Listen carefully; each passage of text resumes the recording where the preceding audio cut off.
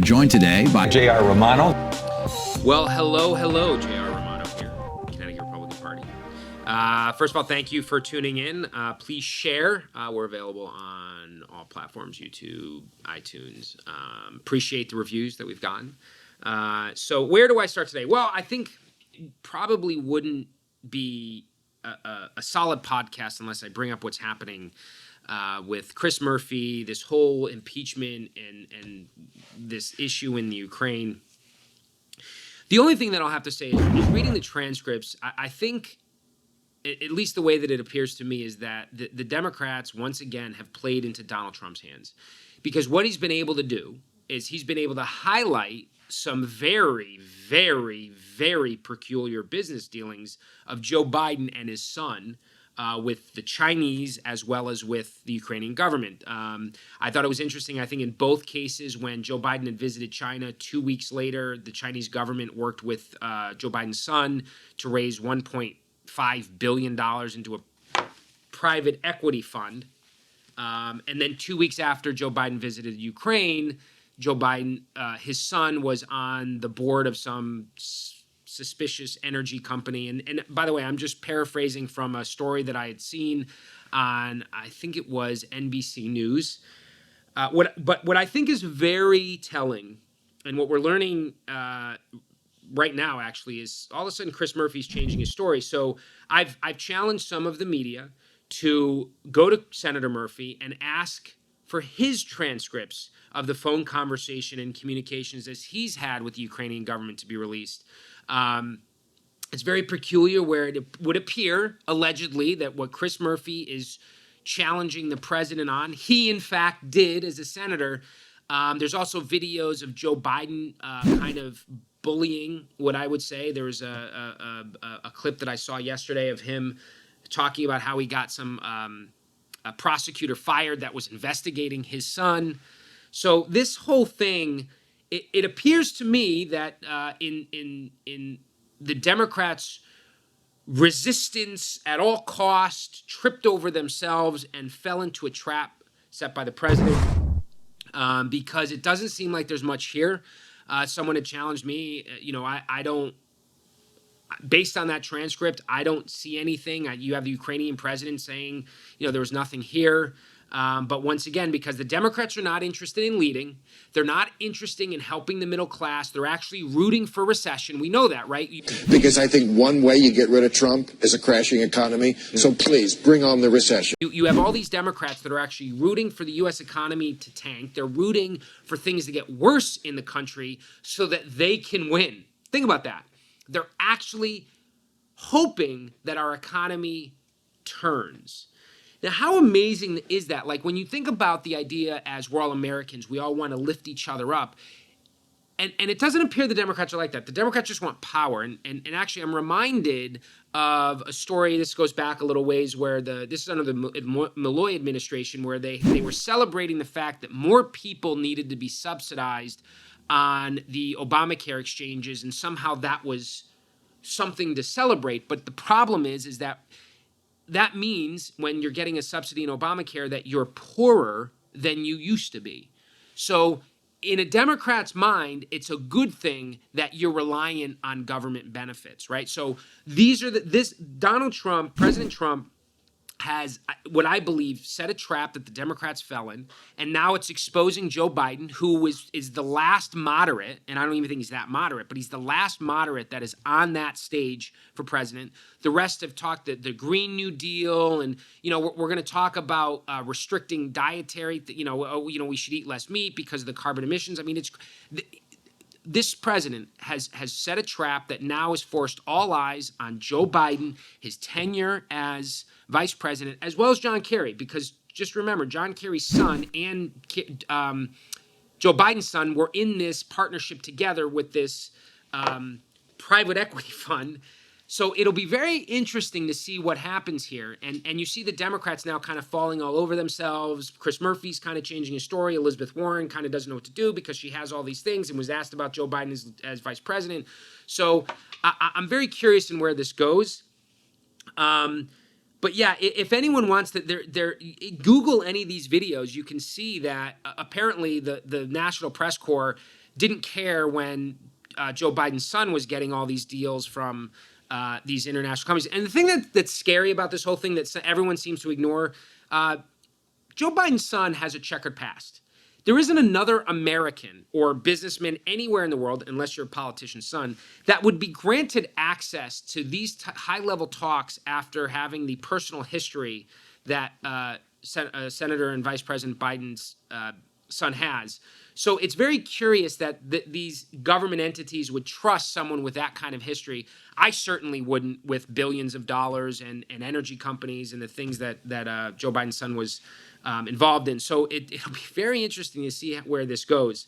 One of the other things and now to kind of bring it back to this state level. So there's two things that I'd like to bring up today. The first, and it's a doozy. Let me tell you. Yesterday, and I've been flooded with angry phone calls from people at the audacity of the Senate Democrats, and I'm looking right at you, Kathy Austin, Norm Needleman, all of these senators that had the audacity to claim that they somehow solved the grocery tax issue. There aren't even words to describe how disingenuous and I'm not going to say the word, how these Democrats are behaving now that they've got caught. They're literally acting as though they did the constituents a service by saving them from a tax that the Democrats create. I can't even wrap my head around it. And for many Republicans, they're just awestruck. Kathy Austin in particular, which we already have on video, I'll play it, that she claims that, well, you can listen for yourself. We have been depleting this town of their funds for a long time before I got in this board. Because we didn't want to raise taxes. But the state keeps raising the taxes, so what happens at the big level? It doesn't raise taxes. That's not true. It doesn't raise taxes. That's not true. 10-cent plastic bag tax is now officially in effect at all of our stores and restaurants. That's right. And if you're on a tight budget, you'll be feeling the pinch. A sales tax hike. Sometimes, just to avoid taxes in Connecticut on clothes and stuff like that, I will go to Massachusetts. Right. We already know, and we literally have a theme song for her. This is her theme song. Right? She sends an email out saying that they are legitimately claiming that they somehow have a win on this one. You have a state rep in Danbury who he's outraged at this new grocery tax. He voted for it. Do not let these Connecticut Democrats run from this. Please tell all your friends and family, put it on Facebook that the Democrats are responsible for this grocery tax. Now, the other thing I want to bring up, and this is, again, I have a very liberal friend I was talking to about this. It makes me laugh. So the Democrats, and I don't even know if they're still claiming they're the champions of the middle class. God knows their policies don't help the middle class. But October 1st, get ready for anyone interested in buying a new car. You're going to be assessed a $100 fee just to trade in your car by the Democratic Party here in Connecticut. And I actually had a conversation with WTNH, and I'm going to call you out. Can all of the news media please stop using the term Connecticut when it comes to these taxes and assessments? It is the Democratic Party. There wasn't a Republican that voted for any of these measures. So when you have a headline like Connecticut to charge a fee, it should say Democrats charge a fee to trade in a new car or trade in your used car. $100 to trade in your used car starting October 1st. That is something that the Democrat Party, who claims to care about the middle class, thinks is a good idea because someone trading in a used car should be zapped with a $100 fee. I can't even make this stuff up. And the best is when you listen to the Democrat elected officials, and I'm sure if this one starts to blow up in their face, you'll be like, I had no idea. They did.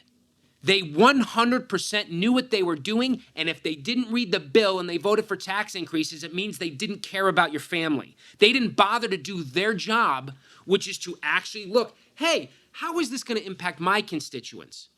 So please, and I stress this, remember, We have to make sure that we remember these things come November. We have to make sure that we're telling our friends and family in a nice way, in a relaxful, nice way, pointing out why things are expensive. When they're going to, your friend and you are talking about a new car, remind them, just so you know, you're going to have to pay a $100 fee to turn that in. And they'll say, why?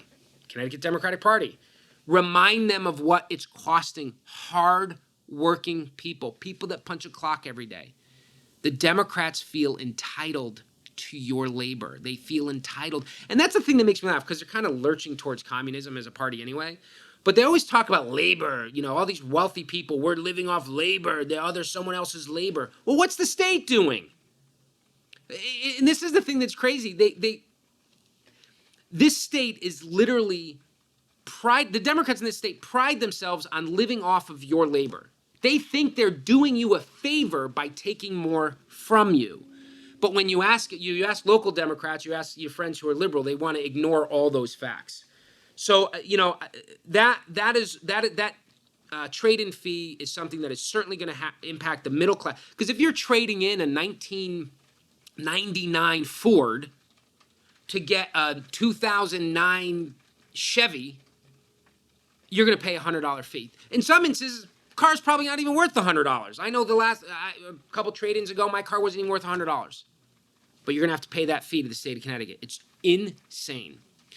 Now, one other thing that's insane, I encourage all of you to go and visit the CT Chronicle, which has an article about the first Selectman candidate, Democrat, up in Putnam.